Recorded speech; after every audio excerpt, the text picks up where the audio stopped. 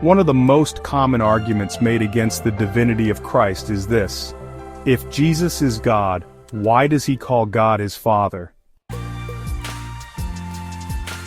That was one of the main points raised in my discussion with the Jehovah's Witness. They asked, if Jesus and the Father are both God, why does Jesus submit to the Father? Isn't that proof he's lower? It's a sincere question. But it starts with a flawed assumption that submission or hierarchy automatically means inequality in nature. Let's explore that. First, Jesus constantly calls God Father. In the Gospels, Jesus often refers to God as my Father. In fact, this is one of the most unique aspects of Jesus' identity. Jesus said, "My Father is working until now, and I am working." The Jews, wanted to kill him, not just for breaking the Sabbath, but because, he was calling God his own Father, making himself equal with God. Father and Son. It's all about relationship, not rank. In the Godhead, which is the Father, Son, and Holy Spirit, the term Father doesn't mean greater power or seniority like it does in human families. Instead, it describes relationship and origin, not any kind of inferiority. The Son is eternally begotten of the Father. That means he comes from the Father in identity and essence, not created like a servant or an angel, but sharing the very nature of God himself. The Father sends the Son and the Son obeys, but both are equal in divine nature. Think of it like this. A president and a vice president may have different roles, but they are equally human. In the Trinity, roles differ, but divine essence remains the same. 3. Philippians chapter 2 verses 6 through 8. Voluntary submission. Paul explains Jesus' humility. Though he was in the form of God, he did not count equality with God a thing to be grasped, but emptied himself, taking the form of a servant. Philippians chapter 2 verses 6 to 7. Jesus had equality with God, but he chose to submit for the sake of salvation. That's not a sign of being less than God, it's proof of his divine love and purpose. The Son's obedience is not inferiority. In John chapter 14 verse 28, Jesus said, "The Father is greater than I." Jehovah's Witnesses love this verse, but, context matters.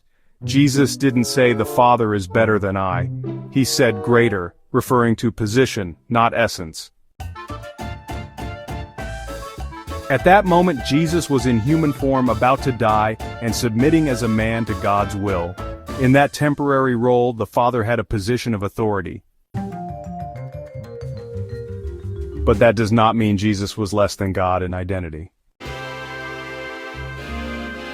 1 Corinthians chapter 15 verses 24 through 28 talk about the final submission.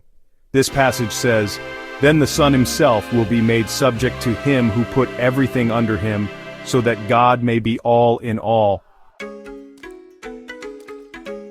So does this mean Jesus becomes a servant again forever? No. It shows the Son's role in the grand plan of redemption. After defeating death, Jesus hands the kingdom to the Father, not because he is weaker, but because he completes the mission. It's like a general handing victory back to the king. The authority and glory remain, but the mission is fulfilled. So a triune unity, not competition. The Father, Son, and Spirit are not in competition with each other.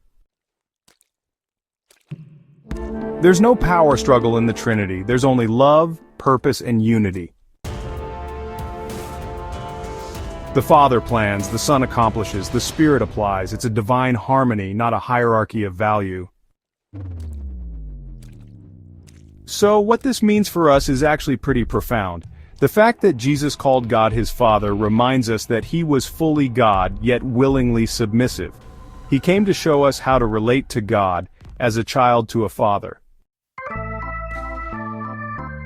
And, he invites us into that same relationship, our Father who art in heaven. This chapter doesn't deny Christ's divinity, it highlights his love, his humility, and his role in the Godhead. Final thought. Jesus calling God Father wasn't a downgrade, it was a doorway, revealing how we too can know God intimately. He didn't just say I serve God, he said I and the Father are one. That's from John chapter 10 verse 30. In the next chapter, we'll dig deeper into the verse often misunderstood, 1 Corinthians chapter 15, verses 24 through 28, where the Son hands the kingdom to the Father. Here is chapter 9 of your book, Is Jesus Truly God? A Conversation Beyond Belief.